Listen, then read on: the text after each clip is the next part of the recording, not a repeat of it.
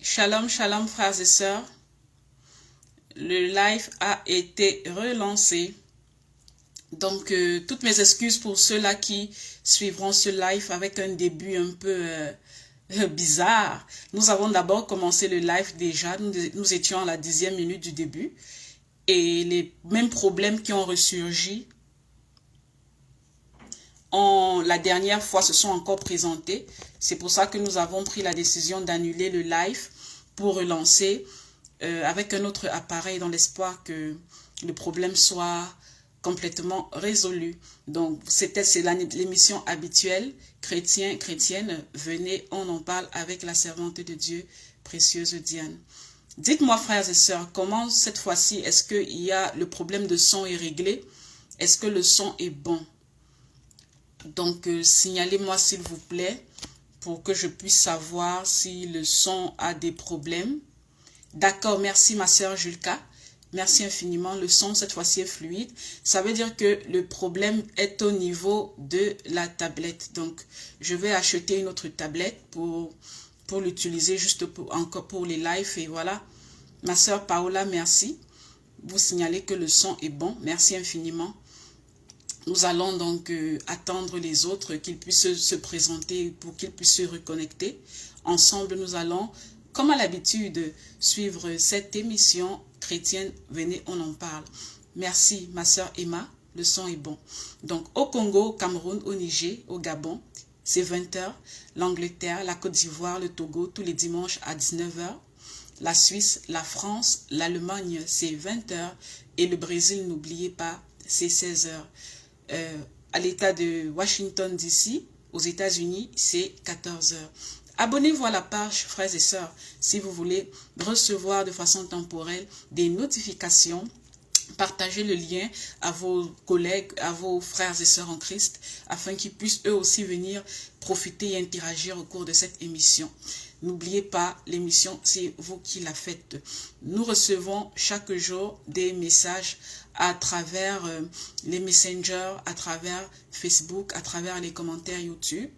Toute cette plateforme-là sont des moteurs que nous utilisons pour recevoir les multiples questions, les différents messages d'interaction des uns et des autres.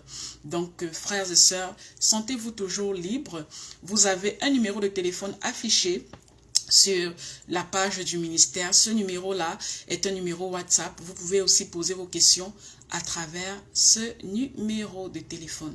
Donc, pour ceux-là qui n'ont pas accès à Facebook, comme certains m'ont envoyé des messages inbox, ils n'ont pas accès à Facebook, le numéro de téléphone, disons, ils n'ont pas de compte Facebook. Le numéro de téléphone, c'est le plus 243 899 818 498. Donc, frères et sœurs en Christ, ça c'est le numéro que vous pouvez utiliser pour nous joindre. Nous allons commencer d'ici peu.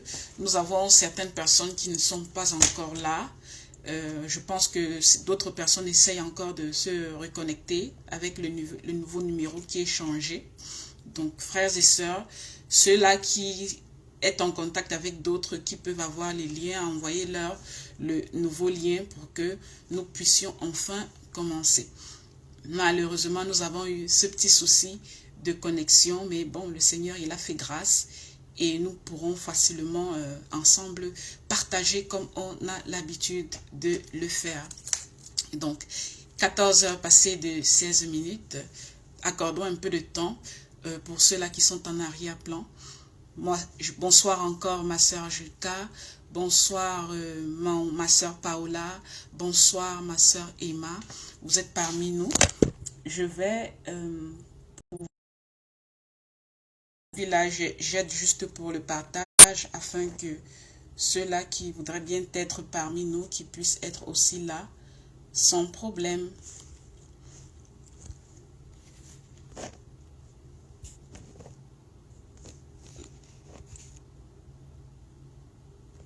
Donc, nous espérons que les choses vont se normaliser. Même le frère Romuald, la sœur Evelyne, le frère Nathan, tous ceux-là qui avaient réussi à se connecter, ils Ils n'ont pas accès, ils ne sont pas dans les parages.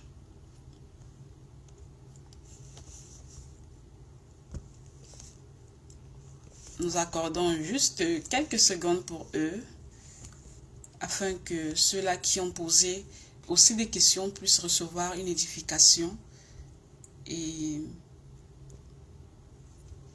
voilà, ce sont des soucis techniques, parfois ça arrive. La technologie, elle est parfois pas contrôlable. Shalom, sœur Evelyne. Sœur Evelyne, est-ce que vous pouvez nous faire une faveur de partager le lien, le nouveau lien dans le forum, sœur Evelyne? Et si vous pouvez aussi partager le nouveau lien au frère Romuald pour qu'il puisse accéder. Ma sœur Evelyne, si vous avez la possibilité. Nous allons commencer dans 2 minutes. Et je ne voudrais pas prendre plus de temps à ceux qui sont déjà là. Donc, ma sœur Evelyne, s'il vous plaît, partagez le nouveau lien dans le forum. Ça pourra aider ceux-là qui veulent bien participer.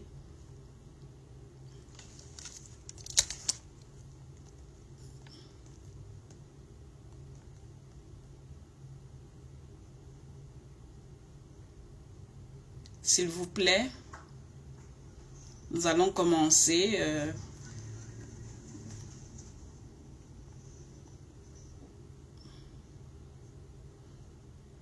Nous allons commencer. Mon frère Josué, bonsoir à vous, mon frère Josué. S'il vous plaît, mon frère Josué, est-ce que vous pouvez partager le nouveau lien dans le forum? Frère Romuald, est-ce que vous êtes déjà connecté? Afin que ceux qui voudraient, afin que nous puissions continuer, frère Romuald, est-ce que vous êtes déjà connecté? Si vous êtes déjà connecté, frère Romuald, faites-nous signe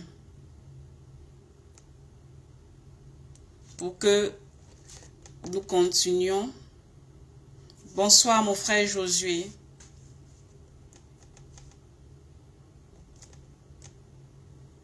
Bonsoir, ma sœur Denise.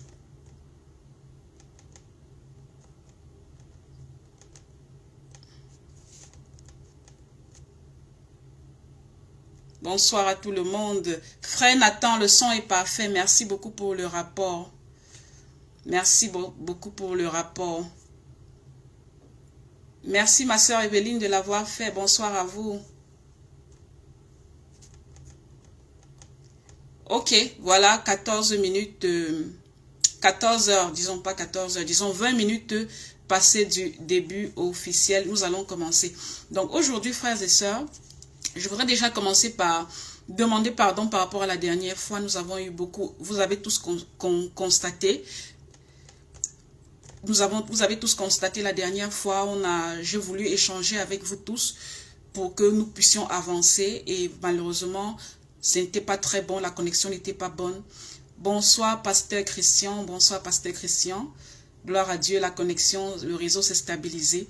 Donc, je vais déjà demander pardon. La dernière fois, on n'a pas vraiment échangé comme on avait voulu. La connexion a été très mauvaise. Aujourd'hui encore, elle était très mauvaise. Vous m'avez aidé et puis voilà. J'ai changé d'appareil et je suis là sur mon téléphone. Vous me signalez que le son est bon. Ça veut dire que le problème, c'est le problème de cette tablette et puis je vais prendre une autre. Merci encore à tous pour votre patience. J'apprécie vraiment. Je m'excuse pour tout le désagrément. Ravi de vous retrouver, Papa Christian. Vous aussi, vraiment ravi de vous retrouver, pasteur. Bonsoir, ma sœur Divia. Bonsoir à vous, ma sœur. Donc, frères et sœurs en Christ, nous avons plusieurs questions. Nous n'allons pas du tout tarder. Et le pasteur Christian m'a signalé, il m'a dit, il aurait aimé il aimerait que je retémoigne parce que il n'a pas vraiment, c'était pas vraiment fluide, c'était pas vraiment compris tout ce que je voulais dire, mais nous allons programmer ça si le Seigneur nous donne encore de temps. Nous allons programmer pour pouvoir faire un petit bref résumé de ce que j'ai dit la dernière fois. Certaines personnes n'ont pas toujours écouté. Donc nous avons le frère Nathan qui a posé une question à travers les directs la dernière fois. Nous avons la sœur Lucie aussi à travers le direct qui a posé une question. On a la sœur Emma qui a posé aussi une question pendant le direct. On a une sœur aussi que j'ai appelée sœur anonyme. Elle a posé une question à travers WhatsApp. Il y a un frère, le frère Zéphyr. Nous avons reçu sa question à travers YouTube. Et enfin, la sœur Paola, la sœur Paola qui a aussi eu une question pendant le direct. Et la sœur Paola encore qui a eu une question cette fois-ci à travers Messenger. Frère Timothia ou sœur Timothia, je ne sais pas quel genre c'est, mais je vous souhaite le bonsoir à vous et bon dimanche. Merci de nous retrouver ce soir pour cette émission habituelle de Chrétiens, venez, on en parle. Le ministère, c'est International Christian Church. Le visionnaire, c'est le pasteur Christian. Donc, nous allons rapidement commencer avec les questions parce que le temps nous fait défaut. Nous avons répondu, frère Nathan, vous avez posé 3 questions la dernière fois à travers le direct. Il y a une 3e question qui n'a pas eu de réponse parce qu'on a eu des soucis la dernière fois. Donc, frère Nathan, la 3e question qui n'avait pas eu de réponse, c'était la question que vous avez posée. Que signifie vraiment Matthieu, chapitre 9, versets 16 à 17? Frères et sœurs, s'il vous plaît, prenez vos Bibles. C'est bien toujours quand on échange la parole de Dieu que chacun ait sa Bible. Pas de Bible téléphone, Bible papier pour que vous puissiez travailler votre cerveau dans la mémorisation et dans la localisation chronologique des Bibles, des chapitres et des livres bibliques. Les 66 livres, la chronologie doit être maîtrisée par cœur. Lorsque je dis Timothée, une personne doit pouvoir savoir qui vient avant Timothée, qui est après Timothée. Si je dis Genèse, vous devez savoir où est Genèse, sans forcément aller faire cliquer sur le téléphone, ça donne beaucoup de paresse et ça détruit la vraie parole de Dieu. Ma sœur, merci beaucoup, sœur, pour la précision. Sœur Timothia, bonsoir à vous, ma sœur. Donc, ouvrons nos Bibles, s'il vous plaît. Vous avez déjà tous pris vos Bibles. Matthieu, chapitre 9. Le livre de Matthieu au chapitre 9, du verset 16 au verset 17. Notre frère Nathan a posé une question dans ce livre-là. Et à la lumière de la parole de Dieu, nous allons commencer par ouvrir Matthieu, chapitre 9, versets 16 à 17. Est-ce que vous avez retrouvé déjà Matthieu? Pour ceux-là qui n'ont pas l'habitude de fouiller les livres, les Bibles. Donc, je lis la parole de Dieu. Matthieu, chapitre 9, versets 16 à 17, c'est une parabole. Une parabole, il y a plusieurs paraboles dans la Bible. Jésus nous a donné beaucoup de paraboles pendant son ministère, pendant qu'il enseignait. Et une parabole veut tout simplement dire un message qui est codé. C'est ça qui veut dire parabole, message codé. Matthieu chapitre 9, versets 16 à 17, je lis la parole de Dieu. Le Seigneur dit, « Personne ne met une pièce de drap neuf à un vieil habit, car elle emportera une partie de l'habit et la déchirure sera pire. » Dans le verset 17, « On ne met pas non plus du vin nouveau dans de vieilles outres. Autrement, les outres se rompent, le vin se répand et les outres sont perdues. Mais on met le vin nouveau dans des outres neuves et le vin et les outres se conservent. » Vous avez tous lu la parole de Dieu et vous l'avez toujours là devant vos yeux. Le frère Nathan veut savoir que signifient ces 2 paraboles. Je vais vous expliquer ce que cela signifie, mon frère Nathan, surtout dans le contexte où le Seigneur Jésus-Christ a donné cette parabole. Sachez que lorsque le Seigneur Jésus dit, personne ne met une pièce de drap neuf à un vieil habit, car elle emportera une partie de l'habit. Je vais plus expliquer avec les autres, ça sera plus facile à comprendre et vous allez comprendre l'analogie avec la pièce de drap. Si vous prenez du vin neuf, du bon vin, du vin nouveau, et vous mettez dans des outres, les outres c'est des vases, des pots, vous mettez dans des vieux vases ou dans des vieux pots, ces vieux pots ou ces vieux vases ne vont pas tenir ce vin nouveau. Ces vieux pots ou ces vieux vases vont finir par se briser et le bon vin sera dispersé, le bon vin sera perdu. De la même façon, en langage terre à terre, si vous prenez une pièce de drap neuve et vous collez, vous faites coudre ça, c'est une pièce de drap qui est déjà vieillie. À la longue, le drap neuf encore résistant, le drap vieilli ne supportera pas le drap neuf et les deux, vous allez finir par déchirer tout le contenu. Qu'est-ce que Jésus essayait d'expliquer dans cette parabole? Il fallait que les Juifs soient préparés pour recevoir le message du salut. Qui devait apporter le message du salut? c'est Jésus-Christ. Le bon message, le message de la croix, c'est Jésus qui devait apporter le message du salut. Mais si il n'y avait pas une personne avant lui qui préparait d'abord certaines personnes pour qu'ils soient aptes à recevoir ces messages-là, le message n'aurait eu aucun intérêt, le message n'aurait eu aucune action, le message serait perdu.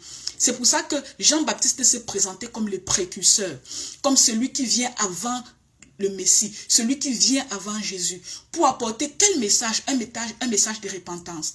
Le message de Jean-Baptiste était le message de la repentance pour préparer ces hommes incirconcis de cœur, pour préparer cette population rebelle, pour préparer ce peuple dans la perdition, pour les préparer et les conditionner afin que lorsque Jésus le Messie viendra avec le message du salut, qu'ils soient aptes à le recevoir.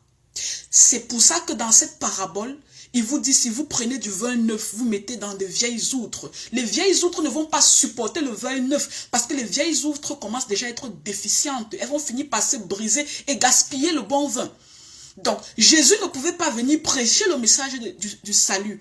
Jésus ne pouvait pas venir prêcher le message de la conversion sans qu'auparavant, quelqu'un ait préparé les êtres humains dans la repentance, dans la confession des péchés, dans l'acceptation du changement.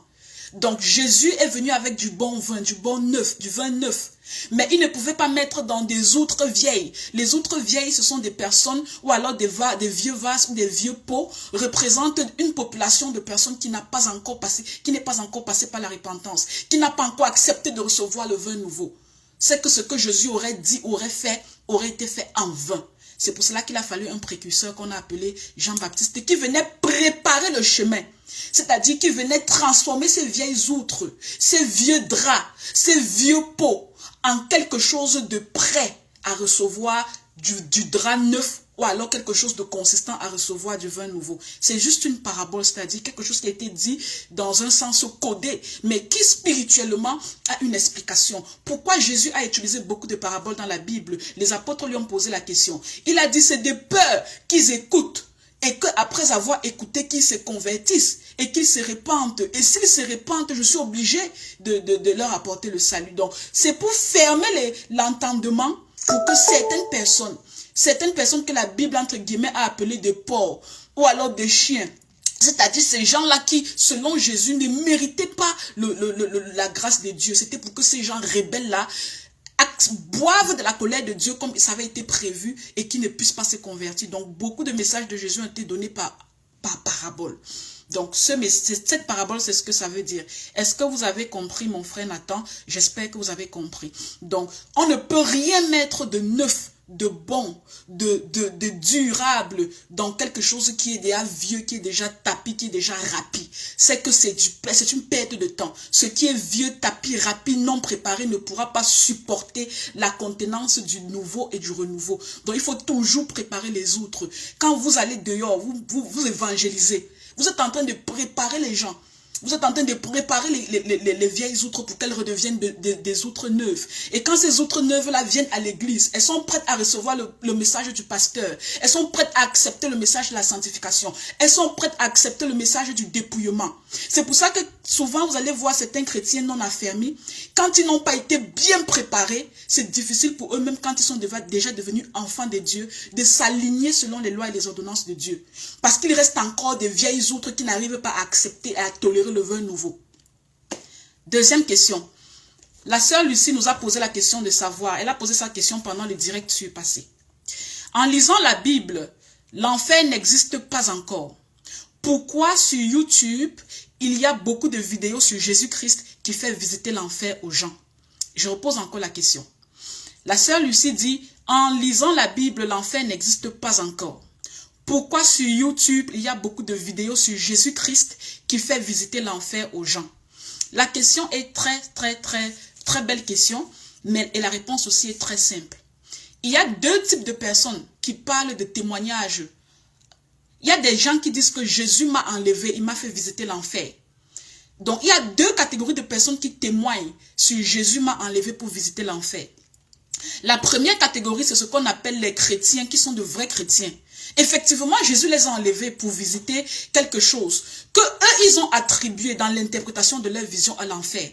Ça, c'est pas de la faute de Jésus.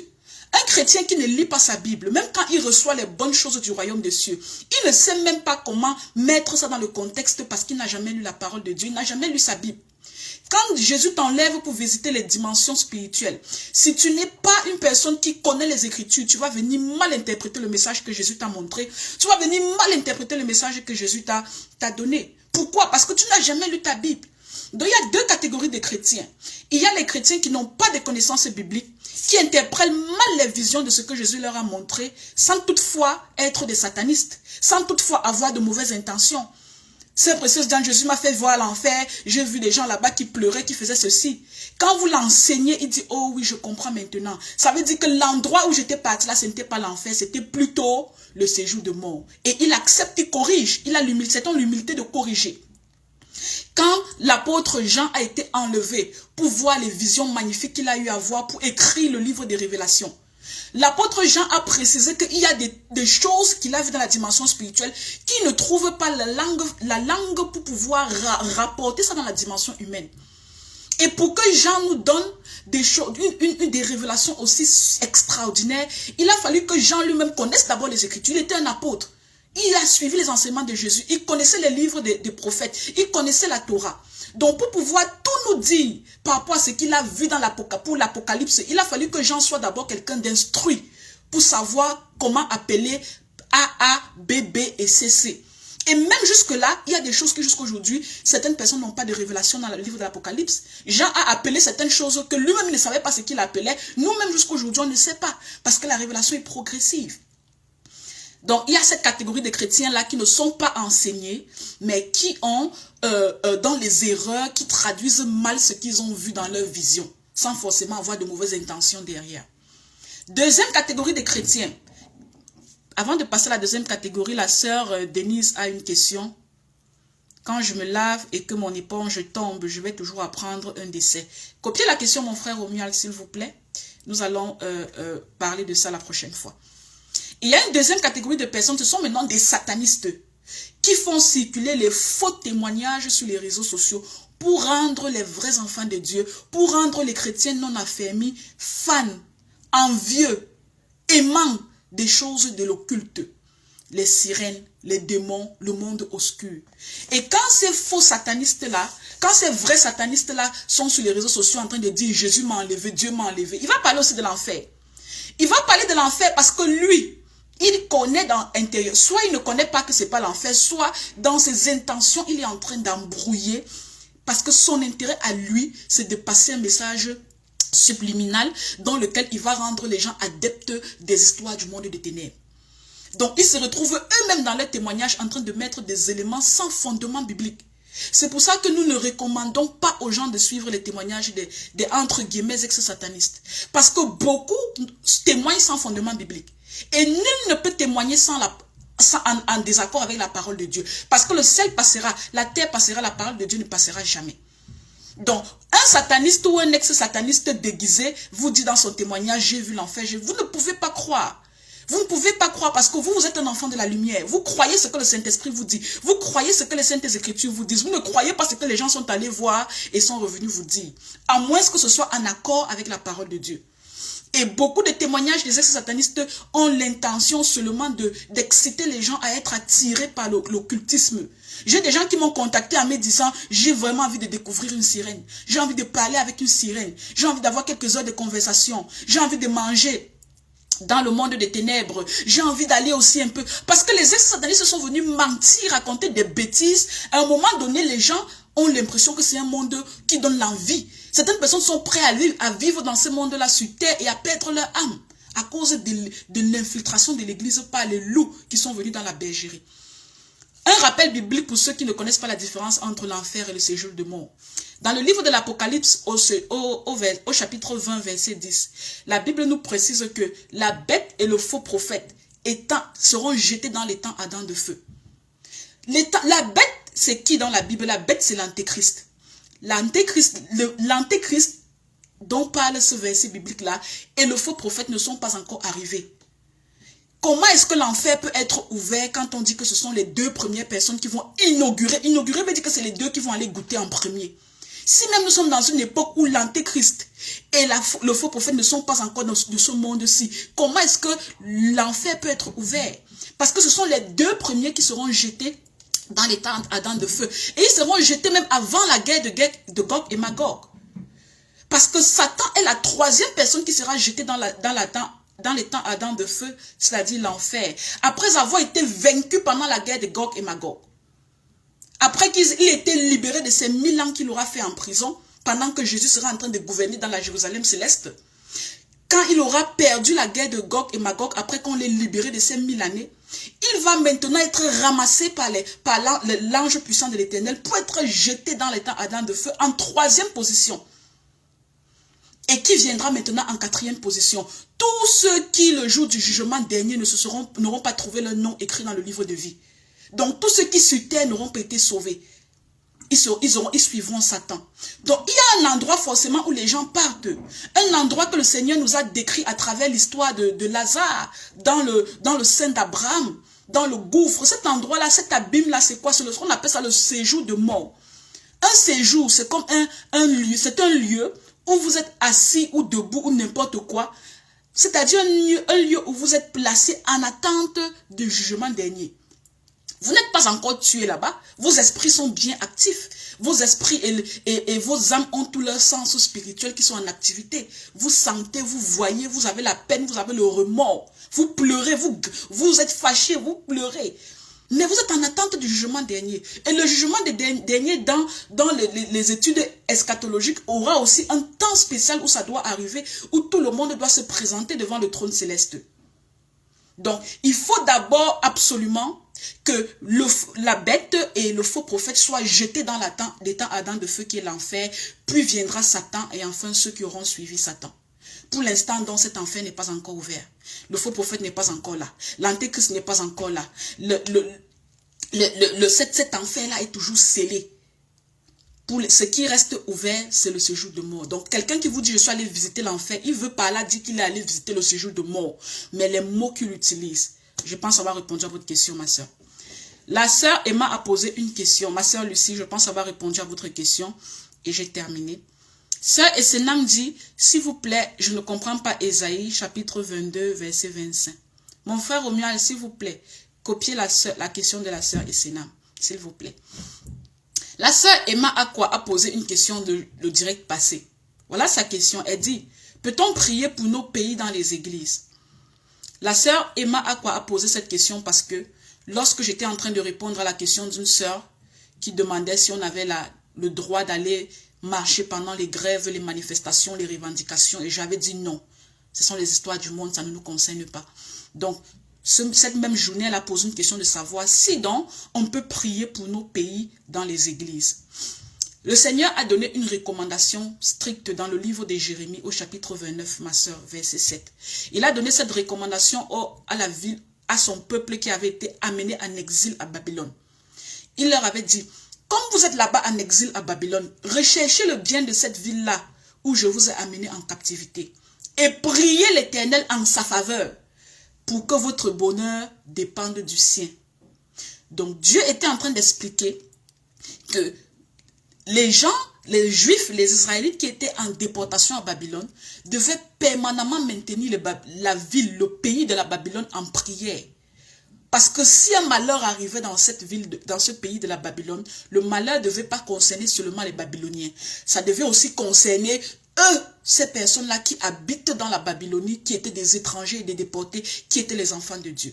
Donc Dieu leur dit, recherchez le bien de cette ville où je vous ai mené en captivité. Et il dit, priez l'Éternel en sa faveur.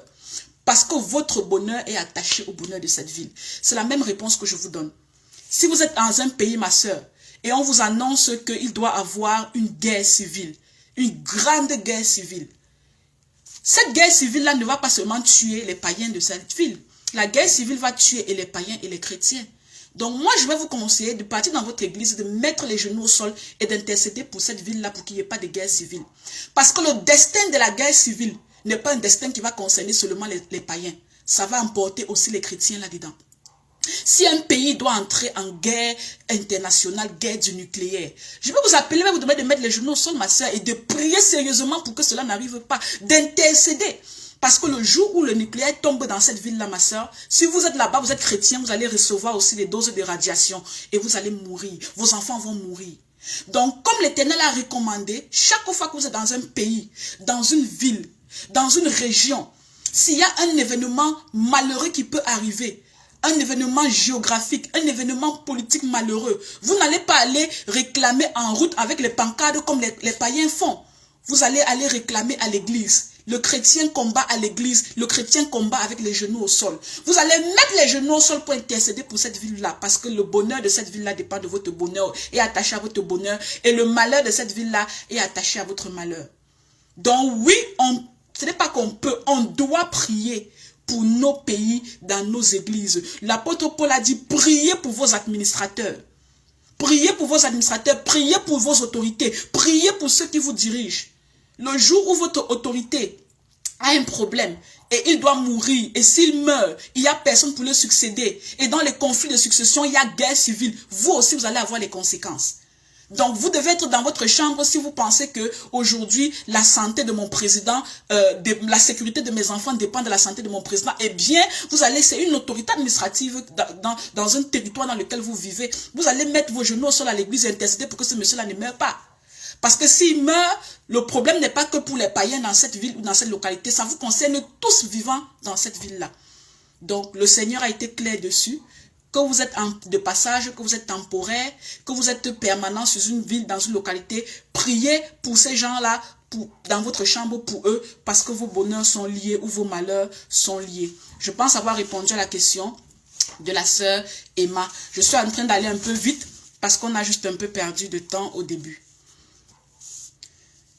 Il y a une sœur qui a posé une question en anonyme. La sœur a dit, envoie un message anonyme à travers WhatsApp. La sœur nous dit, avant ça, il y a le frère Nathan qui vient de poser une question pendant ce direct. Mon frère Romuald, s'il vous plaît, copiez la question de notre frère Nathan, s'il vous plaît, pour la prochaine émission. La sœur, une sœur nous pose une question en anonyme. Voici ce que la sœur dit. La sœur précise que elle est une sœur en Christ qui a fait un vœu à Dieu. Et elle a promis que si le Seigneur exauçait son vœu, elle ferait une offrande à Dieu.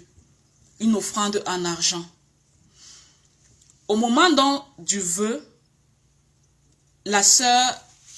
au moment où la sœur était en train de prononcer son vœu à Dieu, elle avait en tête un ministère où elle comptait donner de l'argent comme une offrande, par rapport à son vœu. C'est-à-dire, un vœu, c'est quoi?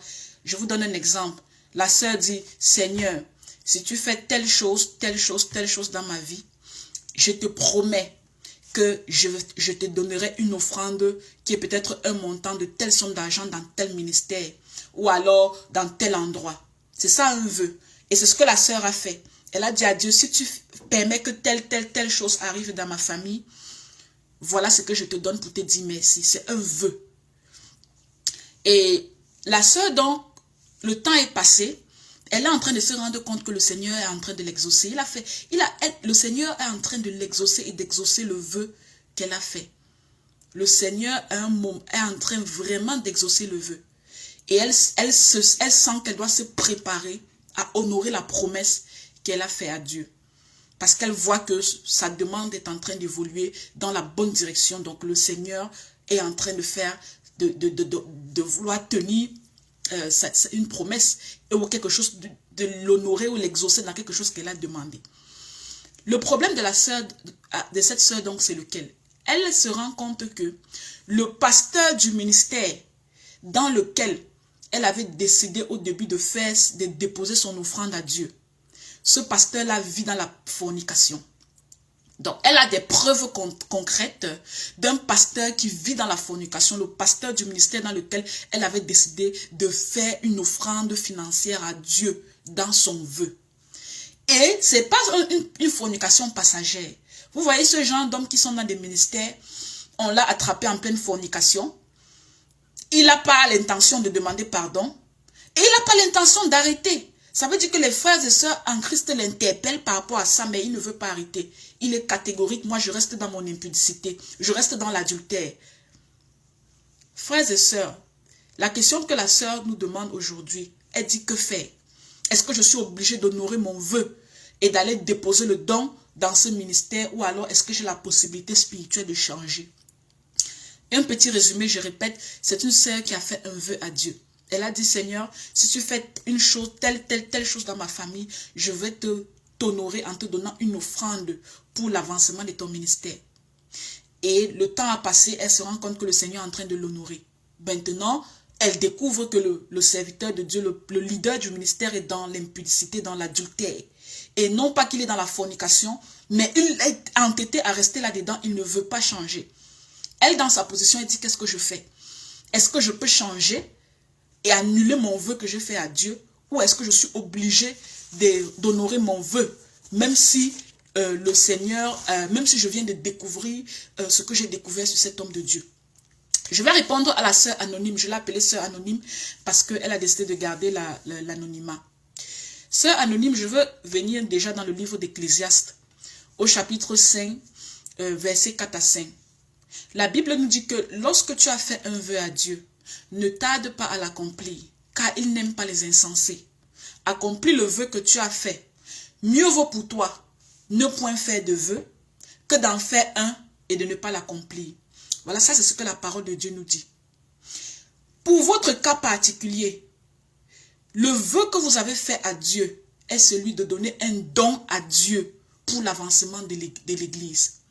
Ça là, c'est irrévocable, c'est non changeable, on ne peut pas faire marche arrière. Mais pour l'avancement de l'Église au corps de Christ, vous devez être sûr que ces dons-là soient donnés dans les objectifs de départ avec lesquels vous avez fait le vœu à Dieu. Dans l'objectif de départ avec lequel vous avez fait le vœu à Dieu, c'était pour faire avancer l'Église au corps de Christ. Vous vouliez faire un don à l'Église de l'Éternel. Maintenant, qu'est-ce que l'offrande dans les mains d'un fornicateur va donner de productif dans l'Église au corps de Christ? Rien du tout. Prendre un don, aller donner dans un ministère à un homme de Dieu qui est dans la fornication, l'argent qu'il va utiliser, est-ce qu'il va utiliser pour la gloire de Dieu? Quand le péché est en lui, quand il a laissé, la Bible dit que lorsque tu as accepté de te laisser dominer par quelque chose, tu deviens l'esclave de cette chose-là. Ce monsieur aujourd'hui, il refuse de sortir de la fornication. Il est devenu esclave du sexe, esclave du péché, esclave de la fornication. Ça veut dire que lui-même, en tant qu'enfant de Dieu, son identité chrétienne est déjà en train d'aller de progressivement se biaiser, de progressivement s'annuler. La flamme du Saint-Esprit est déjà éteinte. Est-ce qu'il est encore un serviteur de Dieu? Si aujourd'hui il a décidé de maintenir l'église en fonctionnement, Jésus va lui dire, oui, je sais que tu as chassé les démons, oui, je sais que tu as guéri les malades, mais arrière de moi, homme d'iniquité, je ne t'ai jamais connu. Est-ce que c'est entre les mains d'une personne comme ça que vous pouvez déposer quelque chose pour l'avancement de l'église? L'église n'avancera pas. Choisissez un autre ministère. Maintenez le vœu est inchangeable, et choisissez un autre ministère où vous allez remettre le don à Dieu. Ce n'est pas à l'homme de Dieu que vous aviez fait le vœu, c'était à Dieu. Si vous étiez allé voir l'homme de Dieu, le serviteur de Dieu, en lui disant, je te promets, serviteur de Dieu, prie pour mon cas, pour que telle chose arrive aux membres de ma famille, et lorsque ça arrive, je te promets, serviteur de Dieu, que je viendrai te bénir. Là, vous ne deviez pas avoir le choix parce que vous avez fait une promesse. Ou alors, vous pouvez même annuler la promesse que vous faites à un être humain. Quand à un moment donné, les conditions de la promesse ont été biaisées. Mais ce jour-là, quand vous étiez en prière, c'était à Dieu que vous aviez fait le vœu. Les gens de cette église-là ne sont même pas au courant. Ce serviteur de Dieu n'est même pas au courant de votre vœu. Ça ne les concerne pas. Donc, le vœu, c'est entre vous et Dieu. Cet argent-là, c'est l'argent de Dieu. Et quand c'est l'argent de Dieu, vous respectez votre promesse, vous prenez votre don, vous choisissez un ministère où le leader a la possibilité d'utiliser cet argent selon la vision du vœu. Et vous allez déposer là-bas pour suivre la volonté de Dieu. J'espère que j'ai répondu à votre question, sœur anonyme. Le vœu, on doit l'accomplir avec l'Éternel. C'est un argent que vous voulez donner à Dieu, pour l'église de Dieu. Donnez cet argent à Dieu. Ce n'était pas un argent qui était donné pour un serviteur de Dieu, ni pour une église locale. Ce n'était pas comme ça que ça avait été prononcé ou présenté dès le départ. On va continuer avec les questions. Nous avons le frère Zéphyr qui a posé une question. Je vais regarder le temps pour être sûr que... Oh là là, Le temps est déjà s'est écoulé. Nous avons le frère Zéphi qui a posé une question sur YouTube. Le frère Zéphi dit, un chrétien peut-il prêter son argent avec intérêt? Je répète, le frère Zéphi pose une question sur YouTube. Un chrétien, est-ce qu'un chrétien peut prêter son argent avec intérêt? Pour ceux qui ne comprennent pas c'est quoi le prêt avec intérêt, je prends des exemples. J'ai besoin d'argent, je rencontre le frère Romuald. Je dis au frère Romuald, emprunte-moi 10 000 francs ou 10 dollars ou 10 euros. Le frère Romuald me dit, d'accord, je vais te donner 10 euros. Tu décides de me remettre quand? Je dis au frère Romuald, je te remets dans une semaine. Il dit, ok, je ne peux pas t'emprunter cet argent simplement. Si tu dois me remettre cet argent, je veux que tu me remettes 15 000. Au lieu de me remettre 10 000 comme je t'ai donné, remets-moi avec, je vais mettre des intérêts de 5 000 francs au-dessus pour que ça fasse un intérêt. Ça, c'est ce qu'on appelle prêt avec intérêt. Quel est l'intérêt de faire le prêt avec intérêt? Permettez-moi d'utiliser ça comme ça. Quel est l'intérêt de faire le prêt avec l'intérêt? Certaines personnes veulent s'enrichir. Certaines personnes veulent utiliser le fait qu'ils aident d'autres avec leur argent pour se faire aussi un peu plus d'argent, pour multiplier ou pour fructifier leurs avoirs. Voilà qu'est-ce que la parole de Dieu nous dit, mon frère. Le psaume 15. Si vous lisez le psaume 15, c'est un psaume où David a demandé à Dieu quelque chose. Dans le psaume 15, David a posé une question à Dieu. Il demande à Dieu, ô Éternel, qui séjournera dans ta tente? Qui demeurera sur la montagne sainte?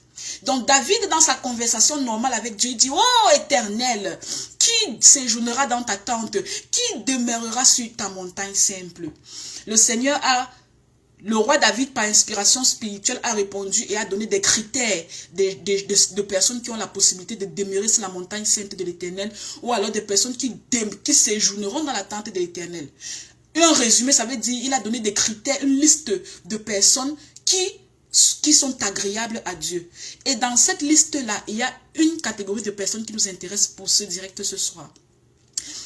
Le Seigneur a dit, celui qui marche dans l'intégrité et qui pratique la justice. Et dans le verset 5, il dit, celui qui n'exige point d'intérêt de son argent. Celui qui n'exige point d'intérêt de son argent. Le psaume, c'est l'Ancien Testament. Le Seigneur était catégorique. Ceux-là qui demeureront sur la montagne sainte, ceux-là qui séjourneront dans la tente de l'Éternel, sont ceux qui pratiquent la justice. Et dans le verset 5, celui qui n'exige point d'intérêt de son argent. Et même dans la Nouvelle Alliance, même dans le Nouveau Testament, vous allez voir dans le livre de Luc au chapitre 6, verset 35, la parole de Dieu nous dit, mais, aimez vos ennemis, faites du bien à vos ennemis et prêtez sans rien espérer en retour. Quand le Seigneur recommande ça dans les enseignements qu'il a donnés avant de s'en aller, il nous demande de prêter sans rien espérer en retour. Quand je prête de l'argent sans rien espérer en retour, ça veut dire que la seule chose que j'espère, c'est qu'on me rende mon dû. Je n'espère pas multiplier derrière le prêt que je fais. Je n'espère pas ajouter ou m'enrichir derrière le prêt que je fais. Les gens qui prêtent de leur argent et reçoivent avec les intérêts. Les intérêts là, c'est le bien mal acquis pour un enfant de Dieu. Les païens font ça dans le monde. Les banques font ça dans l'intérêt de fructifier et de faire tourner les compagnies bancaires. Mais entre nous, enfants de Dieu, si un jour ma soeur Timothia a un problème, mon frère Jobert a un problème, je ne vais pas dire prends de l'argent et tu me ramènes avec un pourcentage de 20, 30, 40%. Je suis en train de vouloir m'enrichir derrière ses problèmes. Je suis en train de vouloir m'enrichir derrière son malheur. Je ne vais rien faire de bon avec cet argent. Ça ne me rapportera rien du tout. C'est l'argent mal acquis. C'est ce qu'on appelle souvent l'argent du sang. Et moi, je ne touche pas aux argents pareils. J'aime pas ça. Donc, frères et sœurs, ne prêtez jamais. Chaque fois que vous ne prêtez jamais avec intérêt. Si vous voulez aider quelqu'un, aidez. Si vous voulez donner pour qu'on vous rembourse, donnez, on vous rembourse. Mais n'utilisez pas le malheur ou la situation de la personne pour avoir des miettes. Ne vendez pas votre âme au diable pour des miettes d'argent. Et le prêt avec intérêt, vous allez voir ça partout. Certaines personnes même font des biens de nature, que ce soit les marmites, les assiettes, la nourriture, les voitures, ils font avec intérêt, ils mettent des intérêts dessus. Nous ne sommes pas dans ce monde. Nous vivons sur ce monde, mais nous ne sommes pas de ce monde. Nous sommes dans le monde, mais nous ne sommes pas de ce monde. Donc, les enfants de la lumière se soutiennent, s'entraident entre eux. Parce que c'est ça la définition de l'amour. L'amour qui n'attend rien en retour. J'espère que j'ai répondu à votre question. le frère Zéphi, on ne peut pas prêter et mettre de l'intérêt dessus. C'est pas bon. Et vous ne recevez pas les bénédictions de ce geste de prêt que vous venez de faire. Même si Dieu voulait vous visiter derrière ce prêt-là, parce que vous avez mis l'intérêt, il ferme les écluses des cieux. Ça veut dire que vous avez un cœur dur. Ce n'est pas bon. Frère, maintenant nous avons la sœur Paola qui a posé une question. Comment recevoir la délivrance? Comment recevoir la délivrance est une question trop générale, ma sœur Paola. Il y a eu un enseignement qui a été fait sur YouTube. Comment les fausses délivrances, le 1 et le 2. Ma sœur Paola, dans cet enseignement, c'est un enseignement de presque 2 heures de temps qui a les détails sur la délivrance. Je vais vous envoyer le lien par Messenger parce que vous m'avez envoyé un message Messenger et vous allez écouter cet enseignement qui va vous aider avec plus de détails.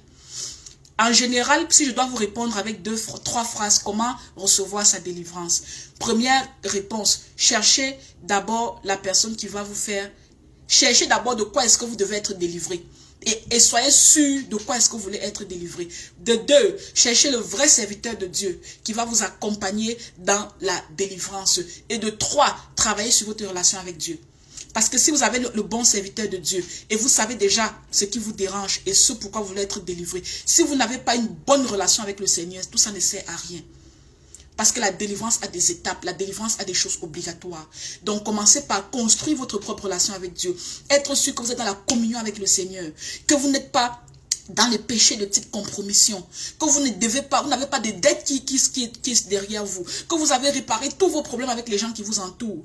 Que vous devez être irréprochable, sans réclamation de quelqu'un sur terre ou bien de problèmes sur terre. Et à ce moment-là, dès que vous avez tout ça qui est rempli, cherchez un serviteur de Dieu qui va vous, selon votre cas, va vous expliquer parmi les 3 types de délivrance ce que vous devez faire. Parce qu'il y a la délivrance qui est la délivrance, autodélivrance. Vous-même étant déjà une personne, serviteur de Dieu, vous savez ce que faire, autodélivrance. Il y a la délivrance guidée, c'est-à-dire on vous explique, on vous guide, on vous montre comment prier, vous allez vous-même prier, ça va marcher. Et il y a la délivrance assistée, c'est-à-dire le serviteur de Dieu prie pour vous. Pour savoir quel type de délivrance il vous faut, il faut d'abord qu'un serviteur de Dieu vous a écouté pour connaître votre problème et pour associer ce problème-là à un type de délivrance particulière. Mais ce qui est plus important, c'est votre relation d'abord avec Dieu, la lecture de la parole de Dieu pour la croissance spirituelle. La sœur Evelyne dit, je suis coupée, je ne sais pas si c'est la connexion. Dites-moi, est-ce que vous êtes coupé aussi? Est-ce que je suis entrecoupé de votre côté? S'il vous plaît, dites-moi. Je ne sais pas si je suis entrecoupé ou bien c'est juste la sœur. Ou bien si je suis entrecoupé, ça veut dire que je ne sais pas trop. Signalez-nous si c'est la sœur Evelyne qui a ce problème seule. Ou bien vous aussi, vous êtes entrecoupé pendant la connexion. Signalez-nous ça, s'il vous plaît. Et... Ok, la sœur Paola dit chez elle, c'est bon. Ça veut dire que ma sœur Evelyne, ça doit être un petit problème de connexion de votre côté. Est-ce que nous avons encore un peu de temps pour prendre les 2 dernières questions? Oui, prenons un peu de temps, on finit avec ces 2 dernières questions. Parce qu'il y a la sœur, le frère Nathan a posé une 3e question. Et la sœur Paola aussi a posé une autre question sur Messenger. Sœur Paola, je vais répondre à la question que vous m'avez posée sur Messenger. D'accord. La sœur Paola nous pose une question sur Messenger. Elle dit, dans mon assemblée, on bâtit les autels 2 fois par an. C'est-à-dire que nous devons faire des sacrifices. Elle pose une question. Elle pose une question. Est-ce que c'est une bonne assemblée et est-ce que c'est normal? Je répète. La sœur Paola dit, à travers Messenger, dans mon assemblée, on bâtit les autels 2 fois par an. C'est-à-dire que nous devons faire des sacrifices. Est-ce que c'est une bonne assemblée? Est-ce que c'est normal? Ok, la sœur Essenam dit qu'elle a repris le nouveau lien et que chez elle, ça va maintenant. La sœur Denise dit chez elle, c'est aussi bon. Donc, ma sœur Evelyne, ça doit être le problème de connexion Internet. Le frère Jobert aussi dit c'est bon de son côté, je crois. D'accord, ça doit être la connexion Internet, ma sœur Evelyne. Ok, donc, pour répondre à la sœur Paola, les autels, c'était des rituels qui se passaient dans l'ancienne alliance avant que Jésus ne vienne. Plus que Jésus, qui est Dieu, Jésus, le Fils de Dieu, plus que Jésus n'était pas encore arrivé sur terre, il y avait des choses que le Seigneur avait établies selon le tabernacle qu'il avait, le modèle du tabernacle. Frère Romuald, vous dites que Facebook est en train de rééteindre les comptes pour les partages. Bon, je ne comprends pas ce que vous êtes en train de dire. Donc, il y avait un modèle. Dieu avait montré à Moïse un modèle du tabernacle au ciel. Il lui avait demandé de reproduire le même modèle sur terre. Lorsque les enfants d'Israël sont sortis de la servitude de l'Égypte. Pourquoi Dieu lui avait demandé de reproduire le même modèle sur terre? C'est parce que c'était un modèle de sacerdoce, c'est-à-dire c'est un modèle d'administration spirituelle et rituelle qui devait aider les enfants de Dieu à couvrir leurs péchés pour ne pas recevoir la colère de l'Éternel sur eux en attendant que le sauveur de l'humanité vienne. Parmi les multiples rituels, le tabernacle avait été construit, il y avait le lieu saint, le lieu très saint, il y avait le parvis. Et dans le parvis, c'est-à-dire à l'extérieur, il y avait ce qu'on appelait un autel, qu'on appelait l'autel des holocaustes. On faisait des sacrifices d'animaux et on faisait brûler toute la nuit pour que la fumée monte sur l'Éternel. Lorsqu'on voulait expier ou alors expier un péché. Il y avait plusieurs sacrifices qu'on faisait et le sang devait être aspergé une fois par année dans le lieu très saint par le souverain sacrificateur. Et le sang devait être aspergé dans les activités extérieures du parvis tout le temps pour couvrir les péchés. Et parmi ça, il y avait donc, c'était cet autel-là que le Seigneur avait bâti. Avant le tabernacle, avant Moïse, chaque fois qu'un homme de Dieu ou un appelé de Dieu voulait rendre honneur à Dieu par rapport à quelque chose que Dieu avait fait de bon, cette personne élevait un autel. Abraham a élevé un autel à Dieu pour dire merci à Dieu par rapport à quelque chose que Dieu avait fait pour lui. Lorsque Dieu a demandé à Abraham de sacrifier son fils, c'était sur un autel, il fallait qu'il élève un autel et puis qu'il sacrifie quelque chose sur cet autel. Et Dieu lui demandait de sacrifier sur cet autel son fils. Autel veut tout simplement dire les lieux élevés. C'est tout ce que ça veut dire. Lorsque le Seigneur a visité, Isaac avait avait élevé un autel pour Dieu. Jacob avait élevé un autel pour Dieu, souvenez-vous, l'autel qu'il a élevé à Bethel.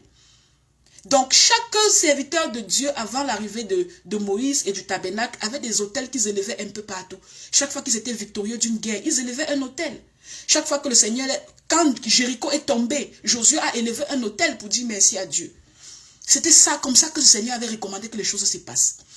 Quand maintenant le Seigneur Jésus, quand Moïse a eu la révélation du tabernacle, Dieu a fait fabriquer sur terre un tabernacle avec des sacrificateurs humains à qui il a donné des recommandations pour l'habillement et pour les rituels qui devaient se passer dans le tabernacle.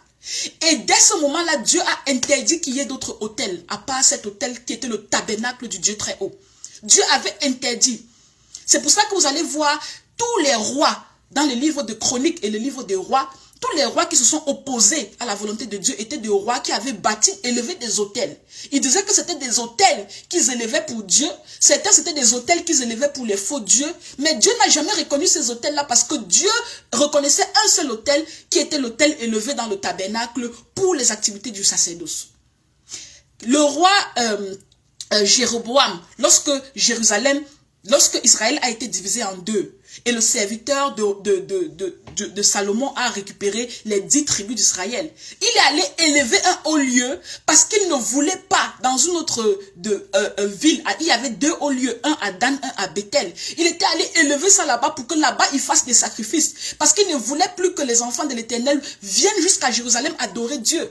Et c'est l'une des raisons de ce pourquoi ce monsieur a eu la malédiction de l'Éternel. Dieu ne voulait pas qu'on élève un autre autel si ce n'est le tabernacle et les holocaustes qui avaient été déjà placés pour obéir au Seigneur. Et lorsque le Seigneur Jésus est venu, on n'a plus parlé du tabernacle. Pourquoi?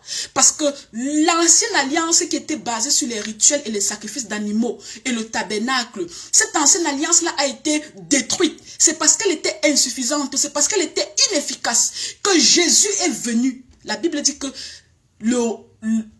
Jean-Baptiste a dit, voilà l'agneau qui ôte le péché du monde. Il a présenté Jésus-Christ comme l'agneau qui ôte le péché du monde. Ça veut dire que Jésus était le seul agneau, le seul sacrifice que désormais Dieu devait honorer pour pouvoir affaisser la colère de Dieu sur l'humanité depuis le péché d'Adam et Ève. Et cet agneau-là, quand il a été crucifié sur la croix de Golgotha, c'est lui qui était devenu le sacrifice pour tous nos péchés. Et c'est le seul sang que Jésus a coulé sur la croix, a été le seul sang capable de complètement effacer les péchés de ceux qui décident de suivre Jésus. Le sang des animaux de l'époque n'effaçait pas leur péché. Ça couvrait seulement le péché en attendant que le seul agneau de Dieu vienne pour mourir et sur l'autel de Golgotha, qui est le seul autel que Dieu a validé et a accepté pour la nouvelle alliance. La Bible précise que lorsque Jésus a été crucifié, dans le temple, dans le tabernacle, le rideau qui séparait le lieu saint et le lieu très saint s'est divisé en deux. Ça veut dire qu'il y avait eu inefficacité de l'ancien tabernacle. Dieu a révoqué l'ancien tabernacle. C'est pour ça que quand Jésus mourait sur la croix, il y a eu tremblement de terre. Le rideau s'est divisé du haut jusqu'en bas. Qui signifie que Jésus, une fois pour toutes, avait traversé le lieu saint dans le lieu très saint pour déchirer le rideau d'iniquité qui nous séparait des promesses de Dieu.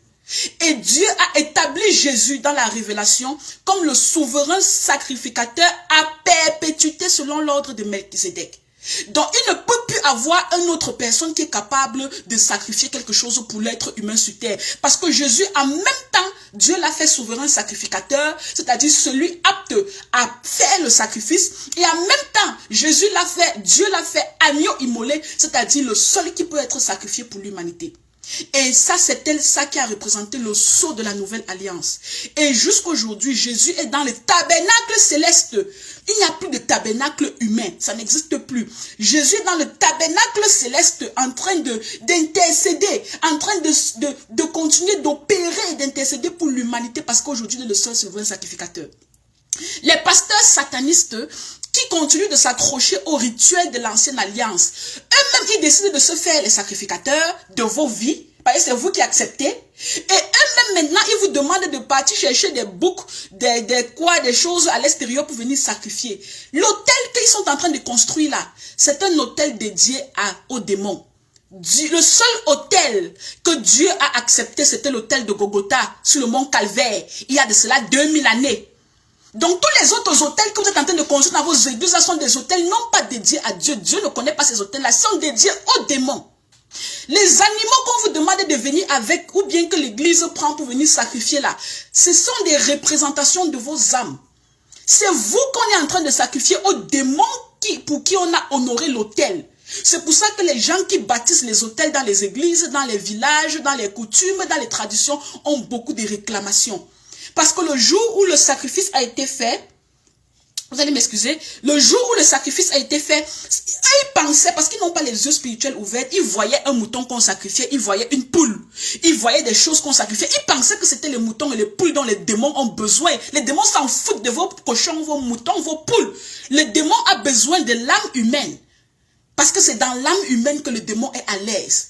Donc chaque fois que vous avez assisté au sacrifice des autels, chaque fois que vous-même vous avez payé le canari, le canard ou quoi que ce soit pour sacrifier, c'est une représentation dans le monde des ténèbres. Quand on présente ça aux démons, ce n'est pas les animaux là qu'on leur présente. Voilà ce qu'on dit aux esprits impurs. Ce mouton-là, cet animal-ci, ce poulet-ci, c'est au nom de tel que cela est sacrifié. Ça veut dire que pour dire vrai, c'est vous qu'on est en train de sacrifier. C'est comme ça qu'on sacrifie le mariage. On sacrifie les prospérités, les bénédictions que Dieu vous a données depuis votre naissance. On sacrifie l'intelligence. On sacrifie la santé. Depuis le jour où je suis parti bâtir l'hôtel à l'église, rien ne marche plus. Comment les choses vont continuer à marcher puisqu'un jour, tu t'es toi-même fait l'agneau immolé pour être sacrifié aux démons? Donc, ma soeur, vous êtes dans une collectivité de satanistes. Les seules personnes que je plains, c'est vous. Parce que eux, ils savent ce qu'ils font. Ils ne vous diront jamais la vérité cachée derrière. Eux, ils sont ceux qui ont signé les pactes avec les démons. Ils ne vous diront jamais la vérité. Ils viendront prendre les versets bibliques hors contexte pour vous faire sacrifier vos vies aux démons sur des autels créés, montés, élevés en l'honneur des démons. L'autel sur lequel quelqu'un s'est sacrifié pour moi un jour s'appelle le mont Calvaire, la croix de Golgotha. L'agneau immolé dont Jean-Baptiste a parlé, c'est Jésus. Dieu a fait Jésus le sacrificateur à perpétuité qui jusqu'aujourd'hui est dans le tabernacle céleste en train d'administrer pour ma faveur et pour ma cause. Je n'ai pas besoin qu'on élève un autre autel. Il n'y a aucun autel qui est plus puissant que l'autel de Golgotha. Il n'y a aucun sang qui est plus puissant que le sang de Jésus. Parce que la Bible dit, tu n'as voulu ni sacrifice, ni holocauste, mais tu m'as formé un corps. Dieu a dit dans le livre d'Isaïe, je m'en fous de vos moutons, de vos gésiers, de Goliath engraissés. Ce que je veux, il a dit, s'en fout de ça. Donc, vous êtes dans les choses qui sont les rituels qui étaient attachés aux alliances qui n'ont même pas marché et qui ont échoué. Nous, on est en train de pourchasser la nouvelle alliance de Jésus. C'est sur ça que nous, on s'accroche pour être sauvés. Vous êtes là, vous vous accrochez sur les choses qui ont été inefficaces. Et c'est à cause de ces bêtises-là que Jésus est venu sur terre pour vous sauver. Vous continuez de laisser Jésus pour tourner la tête et regarder les choses qui ont été inefficaces devant le trône céleste. Ma soeur, est-ce que vous avez posé, est-ce que c'est une bonne assemblée? C'est une assemblée de satanistes. Et là-dedans, il y a mélangé les satanistes conscients et les satanistes inconscients. Vous êtes de la catégorie des satanistes inconscientes, ma soeur Paola. Et je vous appelle comme ça. Parce que quand vous participez dans un rituel, sans connaître la réalité spirituelle cachée derrière, ça ne veut pas dire que la Bible dit que mon peuple périt par faute de connaissance. Ce n'est pas parce que vous ne connaissiez pas que vous allez échapper. Ce n'est pas ça, ce n'est pas comme ça que ça se passe. Si c'est comme ça que ça se passait, c'est que tout le monde devait aller au ciel. Parce qu'il y a les gens qui font les avortements et continuent de dire, je ne savais pas que c'était mal. Mais est-ce que c'est parce que tu ne savais pas que l'esprit impur ne va pas te posséder après l'abomination? Quand on ne connaît pas, l'esprit impur travaille parce qu'il y a des lois spirituelles établies par Dieu. Donc, vous êtes dans une assemblée de satanistes et est-ce que c'est normal? Bien sûr que ce n'est pas normal. Ça fait partie de tous les rituels satanistes que les assemblées ont récupérés pour venir perdre les enfants de Dieu parce qu'il y a les loups infiltrés dans la bergerie. Je vais répondre à la dernière question et puis on se sépare. J'espère que vous avez compris, ma soeur Paola, et cherchez votre délivrance. Parce que quand 2 fois par année, on a passé le temps à écrire les alliances avec vous, renouer, on renoue, on vous sacrifie, Je ne sais plus si vous restez quelque chose. Parce que si en 2018, en janvier 2018, on a bâti l'hôtel, vous étiez dans l'assemblée quand on faisait les cérémonies, on faisait les fausses prières, et qu'on a donné vos enfants. Ça veut dire que en juin 2018, c'est quoi qu'on avait donné le travail? En janvier 2019, ils ont pris quoi? Peut-être ils ont pris la santé. En juin 2019, ainsi de suite. Le nombre d'années que vous avez fait dans cette église-là, ma soeur, tout ce nombre d'années, vous avez participé au rituel-là. Chaque mois, comme c'est 2 fois l'année, chaque 6 mois, ils ont pris quelque chose. Cherchez votre délivrance. Et vous allez constater ça quand les problèmes vont commencer. C'est-à-dire qu'on constate toujours qu'il y a quelque chose qui ne va pas quand on commence à vivre les complications de Satan. Tant qu'on ne vit pas, on ne peut pas accepter l'interpellation du Saint-Esprit que quelque chose ne va pas bien. Mais c'est quand on se rend compte qu'on a déjà 35 ans, qu'on n'est pas marié, c'est quand on se rend compte que on prie tous les jours, mais notre relation avec Dieu n'avance pas. C'est quand on se rend compte qu'on travaille, mais on ne voit pas l'argent. C'est là où on dit, mais il y a un truc qui ne va pas. Pourquoi? Parce que Satan est un lion rugissant qui rôde, cherchant qui il va dévorer. Quand Satan vient dans ta vie, il vient pour détruire, pour égorger et pour voler. C'est ça le travail de Satan. Et pour le faire, il a besoin de faire avec votre libre arbitre. Pour que vous donnez votre libre arbitre, il a besoin de se cacher derrière les rituels avec le nom de Jésus sur ça. Alors que ce n'est pas le Jésus que nous connaissons, c'est le Jésus bas. Ce sont les gens de Jésus là qu'eux ils prient dans les églises, les Jésus bas. Nous on connaît le vrai Jésus, qui est notre sacrificateur, qui est notre agneau. Aucun hôtel ne peut être, je peux accepter aucun hôtel dans ma vie. Mon seul hôtel est à Golgotha. Tout a été fait il y a 2000 années. Et Jésus a dit en mourant, tout a été accompli. Ma soeur Paola, qu'est-ce que vous êtes en train d'accomplir dans les églises là-bas, dans les sacrifices? Tout a été accompli veut dire que tout a été accompli. Il n'y a plus un autre hôtel qui vient après l'hôtel de Jésus. Il n'y a plus un autre sacrificateur. Il n'y a plus un autre animal. Il n'y a plus un autre sacrifice. Tout a été accompli. Oui et amen. Mon frère Nathan, je vais répondre à votre question, à la dernière question qui est la question du frère Nathan, comme ça on va se séparer. On a commencé tard, vous allez m'excuser. C'est pour ça que j'ai pris beaucoup de temps. Ma soeur Lucie, bonsoir à vous. C'est vrai, vous êtes en retard. Bonsoir à vous. Mais on va prendre encore peut-être 15 minutes parce qu'on a commencé tard. On a eu des problèmes de son. Bonsoir à vous, ma soeur. Frère Nathan pose une question sur YouTube. Il dit, Jean a personnellement baptisé Jésus-Christ et a reçu le témoignage de Dieu dans Jean 1, verset 29 à 33. Prenons nos Bibles, s'il vous plaît. Où est ma Bible? Ouvrons les Bibles, s'il vous plaît. Jean, chapitre 1, verset 29 à 33. S'il vous plaît, pas de Bible téléphone. Hein. Ça ne sert à rien d'utiliser la Bible téléphone. Ça ne sert à rien du tout. Prenez les Bibles papier et apprenons à chercher les livres de Jean et à se familiariser. Jean chapitre 1, verset 29 à 33, s'il vous plaît. Jean chapitre 1, verset 29 à 33. Où est-ce que je suis? Ok. Donc, la question du frère Nathan. Le frère Nathan dit que Jean a personnellement baptisé Jésus-Christ et a reçu le témoignage de Dieu dans Jean 1, verset 29 à 33, de comment est-ce qu'il reconnaîtrait celui qui baptiserait, qu'il devrait baptiser. Et il nous dit dans Jean 1, verset 29 à 33, je lis la parole de Dieu. Le lendemain, il vit Jésus venant à lui et il dit, « Voici l'agneau de Dieu qui ôte le péché du monde. » Ma sœur Paola, vous suivez? Voici l'agneau de Dieu qui ôte le péché du monde. Il n'y a plus un autre agneau qui va ici après Jésus. Tout a été accompli. Excusez-moi, je reviens dans la parole. Le lendemain, il vit Jésus à lui et il dit, « Voici l'agneau de Dieu qui ôte le péché du monde. » Donc, c'est-à-dire, Jean-Baptiste a vu Jésus qui passait et il a parlé à haute voix à ses disciples, « Voici l'agneau de Dieu qui ôte le péché du monde. C'est celui dont j'ai dit, après moi vient un homme qui m'a précédé, car il était avant moi. » Là, on sait qu'il parle de Jésus, Dieu. Parce que Jésus, Dieu, avant de prendre la forme humaine pour venir sur terre, était déjà dans l'éternité. Donc, c'est pour ça que Jean-Baptiste dit qu'il est celui qui devait venir, mais il m'a d'abord précédé. Jésus est la parole qui s'est faite chair. N'oubliez pas. Verset 31. Jean-Baptiste dit, « Je ne le connaissais pas, mais c'est afin qu'il fût manifesté à Israël que je suis venu baptiser d'eau. » Jean redit ce témoignage dans le verset 32. « J'ai vu l'Esprit descendre du ciel comme une colombe et s'arrêter sur lui. Je ne le connaissais pas. » Verset 33.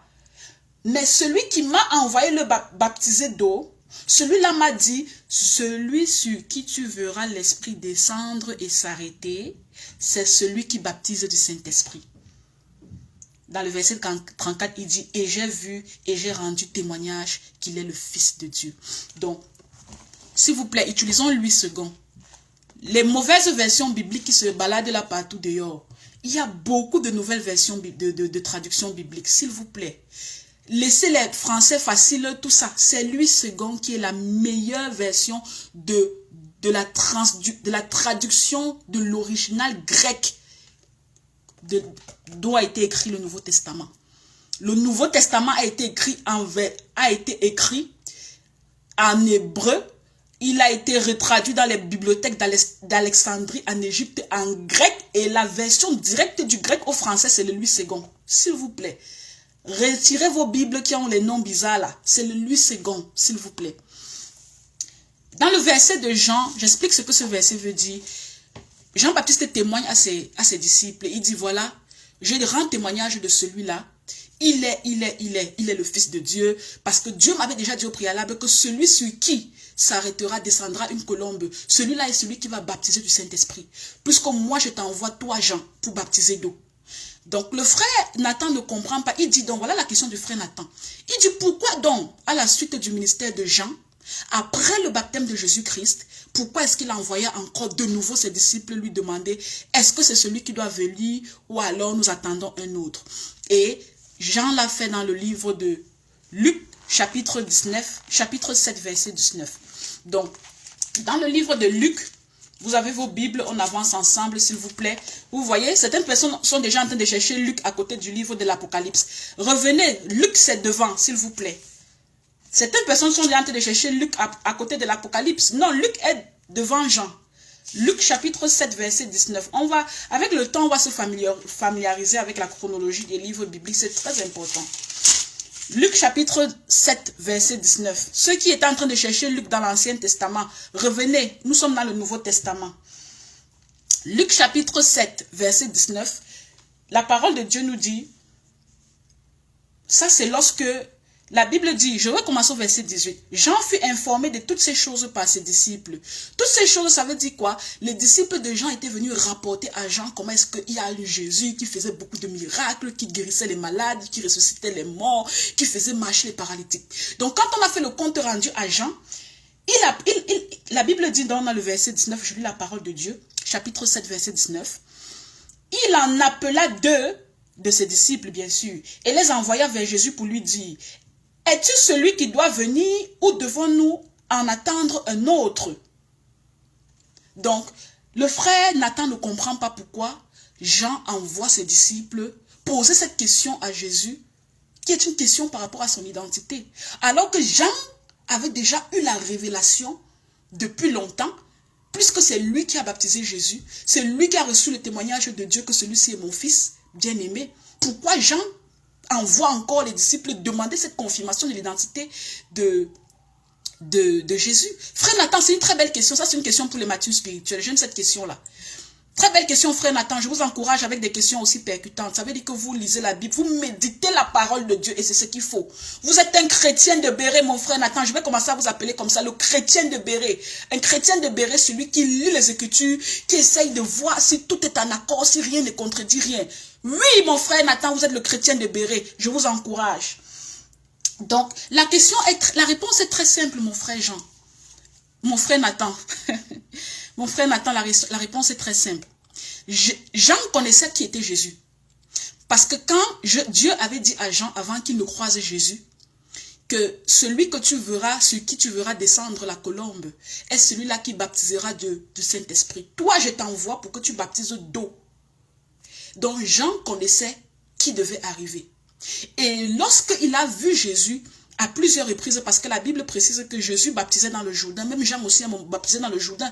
Ils n'étaient pas dans les mêmes localisations au niveau du fleuve du Jourdain, mais les deux avaient des camps, des équipes, des disciples qui baptisaient. Jésus ne baptisait pas, c'était ses disciples qui baptisaient aussi au Jourdain avant qu'on ne fasse emprisonner Jean. Jean baptisait avec son équipe, Jésus baptisait avec son équipe. Donc Jean dit à ses disciples, voilà l'agneau qui ôte le péché du monde. Et cet agneau-là, je vous dis que j'ai reçu le témoignage, c'est lui le Fils de Dieu, c'est lui qui doit venir. Donc Jean connaissait qui était Jésus. Et souvenez-vous, quand Jean baptisait Jésus, il a dit que je ne suis même pas digne de délier ses lacets. Il ne voulait même pas. C'est Jésus qui lui a dit, calme-toi, calme-toi, calme-toi. Faisons les choses comme ça doit se faire, parce que c'est ce qui doit se faire. Et après, il a accepté, parce qu'il ne sentait pas la hauteur de baptiser Dieu. Donc, il connaissait qui était Jésus. Pourquoi il a envoyé ses disciples? Je vous donne donc la réponse, mon frère Nathan. Il n'envoyait pas ses disciples pour lui. Il a envoyé ses disciples parce que Jean disait dans la parole qu'il est temps pour moi que je décroisse pour que lui, il puisse croître. Or, les disciples de Jean étaient tellement attachés à Jean qu'ils ne voulaient pas quitter Jean pour suivre Jésus. Ça, c'est le problème qu'il y a eu à un moment donné avec Jean. Jean était là pour préparer le chemin de Jésus. Mais quand Jésus est arrivé, les disciples, c'est-à-dire que les gens qui suivaient Jean depuis le début du ministère des gens dans le désert, ont refusé de laisser Jean pour suivre Jésus. Et en refusant de laisser Jean poursuivre Jésus, tout ce que Jean disait, que j'ai reçu le témoignage de Dieu, voilà ce que Dieu m'avait dit, moi-même j'ai confirmé, parce que spirituellement j'ai vu la colombe, parce que la colombe là, peut-être tout le monde n'avait pas vu, Jean avait sûrement vu ça avec les yeux spirituels, Dieu avait peut-être parlé avec les yeux spirituels, peut-être que Jean était le seul, donc Jean se tue, allait dire que laissez-moi, moi je dois décroître pour que lui il croisse, allez le suivre. Les disciples étaient attachés, ils ne voulaient pas laisser Jean. Donc quand Jean les envoie eux-mêmes aller lui poser la question, c'est pour que Jésus lui-même réponde à ces gens-là, pour qu'ils soient convaincus que Jean, ce que Jean est en train de vous dire là, je suis en train de vous dire la vérité, mes amis, vous devez me laisser, c'est lui que vous devez suivre. Donc Jean envoie exprès ses disciples pour qu'ils partent écouter de la bouche de Jésus. Et c'était pour une raison spirituelle très importante. Parce que quand eux-mêmes, les disciples de Jean, les deux là sont partis poser la question à Jésus, ils sont sûrement revenus faire le rapport aux autres disciples de Jean et puis ils ont commencé à dire, l'affaire là est sérieux. On doit suivre celui-là. C'est lui le Messie. Et pour vous dire que Jean ne l'a pas fait au hasard. Il y a deux disciples de Jean qui ont approché Jésus, qui lui ont dit, où est-ce que tu dors? Où est-ce que tu vis? Où est-ce que tu es pour qu'on puisse te suivre? Et Jésus, finalement, s'est retrouvé avec ces deux disciples-là qui ont commencé à les suivre, parmi lesquels il y avait André, le frère de Pierre. Et c'est André qui a quitté Jésus, qui est parti chercher Pierre pour dire que viens, il y a un homme qui fait ça, qui fait ça, qui fait ça, qui fait ça. Donc André, qui était le frère de Pierre, qui était l'un des apôtres de Jésus, était la première personne qui était disciple de Jean d'abord. Et qui, parce que Jésus lui a parlé, a été convaincu pour suivre Jésus. Et il est parti appeler son Pierre, signaler à Pierre. Donc Jean, frère Nathan, a fait ça exprès et a envoyé ses disciples pour qu'eux-mêmes, ils écoutent ce que le Messie a dit et pour qu'en l'écoutant, en le regardant, qu'ils aient la conviction spirituelle, qu'ils aient le déclic pour décidément laisser Jean pour suivre Jésus, parce que ce n'était pas Jean qui devait rester là éternellement. Il devait décroître pour que Jésus croisse. L'information n'était pas pour Jean. L'information, c'était pour les disciples de Jean qui refusaient de croire Jean. Et Jean a voulu qu'eux-mêmes, ils écoutent de la bouche du Messie pour les chasser à côté de lui, pour que le ministère soit centré sur Jésus, parce que son travail de préparation était déjà terminé. le ministère de Jésus avait déjà commencé. J'espère que j'ai répondu à votre question, mon frère. Ça, c'était la dernière question. Nous allons ensemble, je vais vous exhorter pour tous ceux-là qui ne connaissent pas Jésus. Je vous exhorte à reconsidérer vos voix, au son de ma voix. Ceux-là qui veulent suivre notre Seigneur Jésus, vous êtes libres de le faire. On n'a pas beaucoup de temps. Peut-être Jésus revient bientôt. Peut-être il revient demain. Peut-être on sera pour direct ensemble. Donc, s'il vous plaît, réfléchissez sérieusement par rapport à ce sujet-là. Seigneur Jésus, je bénis ton Saint-Nom. Je te dis merci. Toi qui es le Dieu excellent. Toi qui es le Dieu parfait.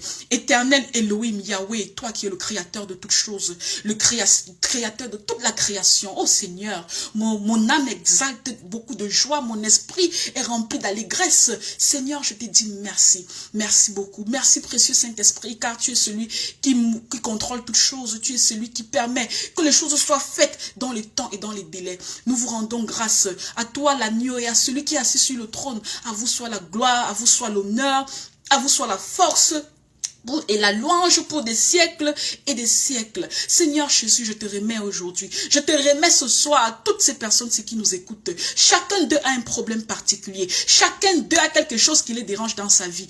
Mais qu'est-ce qui est au-dessus de toi? Rien. Quelle est la montagne que tu ne peux pas bouger, Seigneur? Aucune montagne.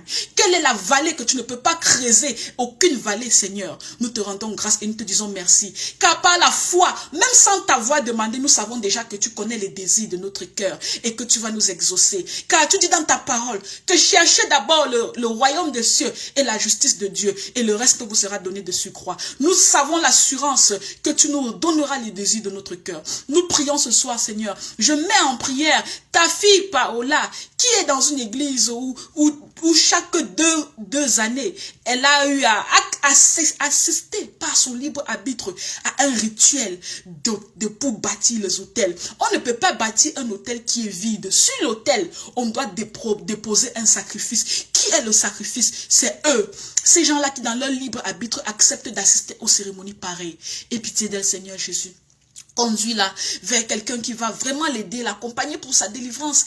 Aide-la, Seigneur Jésus, afin que tout ce que l'ennemi a arraché dans sa vie, afin que tout ce que l'ennemi a détruit dans sa vie, afin que tout ce que l'ennemi a déjà atteint, éteint, Seigneur Jésus, qu'il le soit restauré en ton nom précieux. Aide-la, Père Céleste, car tu dis, je vous restaurerai les années de vie qu'ont volé le Gélec, le Gazam, le Yassel et le Yassik. Seigneur Jésus, aide ta fille. Je prie aussi pour tout cela, Seigneur Jésus, pour ton fils Nathan, pour ton fils Zéphi, pour tes filles, tes multiples filles, ta fille Lucie, ta fille Julkia, ta fille Paola et toutes ces filles, ta fille Lucie, ta fille Denise, ta fille Evelyne, Seigneur, toutes tes filles qui sont présentes et qui nous écoutent, et aussi tous tes fistons, ton fils Romuald, Seigneur, ton fils Jobert, et tous tes fils et tes enfants, je prie pour eux, Seigneur Jésus, afin que tu ne les oublies point, afin que même si la prophétie tarde, qu'elle finisse toujours par s'accomplir, car telle est ta promesse. Tu dis dans ta parole, Seigneur Jésus, que tes bontés ne sont pas épuisées. Tes compassions ne sont pas à leur terme. Elles se renouvellent chaque matin. J'ai l'assurance, Seigneur Jésus, que quelque chose de bon va se renouveler dans la vie de ces personnes qui nous écoutent.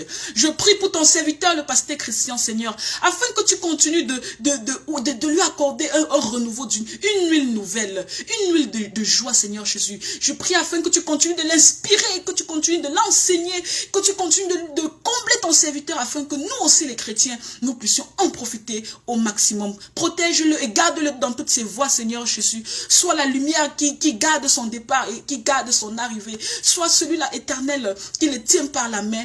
Tu dis dans ta parole que faites de prières, de supplications en tout temps et avec beaucoup de persévérance. Priez pour tous les saints. Nous sommes là ce soir pour prier pour tous ces saints-là. Ces saints-là qui exposent leur vie à la brèche pour libérer les âmes de l'éternel. Ces saints-là qui sont là en train de dévoiler les œuvres des ténèbres tous les jours, en train de dévoiler les œuvres de l'occultisme tous les jours. Nous prions pour ta protection infinie. Nous prions afin que ton ange de l'éternel, Yahweh, soit autour de lui et qu'il puisse l'arracher du danger lorsque le danger sera là. Nous prions que ta gloire descende sur lui comme c'est descendu sur ton fils Moïse, afin qu'il puisse, Seigneur, repousser tout ce qui ne confesse pas ta seigneurie.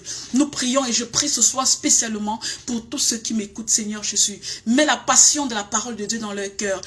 Allume la flamme de l'Esprit Saint. Que tous ceux qui sont en train de combattre individuellement ou personnellement certains péchés, donne-leur la force ce soir de surmonter. Donne-leur la force de vivre dans une bonne sanctification. Donne-leur la force, Seigneur Jésus, et l'intelligence et la sagesse. Car tu dis dans ta parole que celui qui manque de sagesse demande. Donne-leur la sagesse, Seigneur Jésus. La sagesse qui les aidera, Seigneur, à faire des choix dans leur vie. De bons choix selon ta volonté. De bons choix selon ta parole. Oh Seigneur Jésus, donne-leur aussi la foi, non pas la foi qui chancelle, car tu dis dans ta parole que celui qui chancelle dans sa foi est comme une vague de la mer qui est frelottée de gauche à droite selon la course du vent. Donne-leur une foi stable, Seigneur, afin qu'ils ne chancellent point dans leur marche chrétienne. Soutiens-les, Seigneur Jésus, afin que dans leur église, lorsqu'on prêche, qu'ils discernent la vérité, afin que lorsqu'on leur propose des rituels dans les assemblées où ils sont, qu'ils refusent au nom de Jésus, parce que tu es la seule vérité, parce que ta parole est la vérité, parce que tu es la parole qui s'est faite chair, et que tout passera, mais ta parole, Jésus, ta parole ne passera jamais. Nous te disons merci Seigneur Jésus pour ce moment partagé ensemble. Souviens-toi de tous ceux qui m'écoutent. Souviens-toi de tous ceux qui ont des problèmes dans leur vie. Et mets le désir, allume la flamme, mets la force et pour à chacun d'eux de continuer de se battre pour avancer dans sa vie chrétienne. La marche est difficile. Le chemin n'est pas une ligne droite, Seigneur, nous le savons. La croix pèse, le fardeau est lourd. Mais tu dis, venez vous qui êtes fatigués et chargés, je vous donnerai du repos. Que ton repos soit notre partage à nous tous ce soir au nom de Jésus. Que ta paix soit notre partage ce soir à nous tous au nom de Jésus. Que ta sagesse soit notre partage ce soir à nous tous au nom de Jésus. Que le courage soit notre partage à nous tous ce soir au nom de Jésus. Je te dis merci infiniment Père éternel. Merci infiniment toi Seigneur Jésus, qui est l'agneau immolé qui efface le péché du monde. Toi qui t'es fait que c'est le Seigneur Dieu a fait seul sacrificateur à perpétuité, selon l'ordre de Melchizedek, pour que mon péché soit lavé, pour que ma rançon soit payée, pour que je sois libre Seigneur Jésus. Je te dis merci pour l'œuvre complète que tu as fait sur la croix. Je te dis merci pour l'œuvre salvatrice. Je te dis merci pour la nouvelle alliance. Je te dis merci d'avoir éloigné la colère de Dieu dans ma vie. Je te dis merci Seigneur Jésus pour toutes choses. Et je te confie toutes ces âmes. C'est en ton nom précieux, Seigneur Jésus-Christ de Nazareth, que nous avons prié ce soir. Amen. Shalom à vous tous. Merci infiniment d'avoir été là et à la prochaine.